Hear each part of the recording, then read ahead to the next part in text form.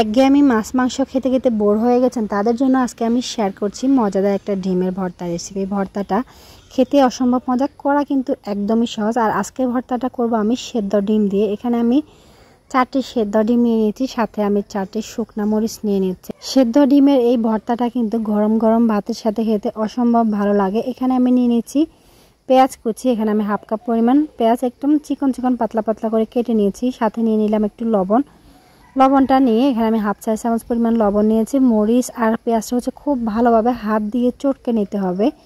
এটা একদম খুব ভালোভাবে হাত দিয়ে চটকে নেব। যতটা ভালো করে মানে এটা চটকাবো বাট রসটা পেঁয়াজের বাইর হবে ততটা বেশি ভর্তার স্বাদটা হবে। এখন দিয়ে দিলাম আমি এখানে 1 টেবিল চামচ সরিষার তেল দিয়ে আবারও খুব ভালোভাবে আমি পেঁয়াজ মরিচটা সরিষার তেলের সাথে মেখে নিচ্ছি। এখন হচ্ছে ডিমগুলো ভেঙে সবগুলো একসাথে খুব ভালোভাবে মেখে নিলে এই ডিমের ভর্তাটা কিন্তু রেডি। আর এই ভর্তাটা কিন্তু করা একদম সহজ। তো এটা খাওয়ার বেলা আমি যেটা বলবো, যারা এখনও এই ডিমের ভর্তাটা খাননি অবশ্যই একবার এভাবে করে খেয়ে দেখতে পারেন। এটা খাওয়ার যে মজাটা, আর যারা খেয়েছেন তারা তো অবশ্যই জানেন যে এই ভর্তাটা কতটা মজা হয়। এরকম আরও সহজ ভিডিও পেতে চাইলে সাবস্ক্রাইব করে আমার চ্যানেলের পাশে থাকবেন।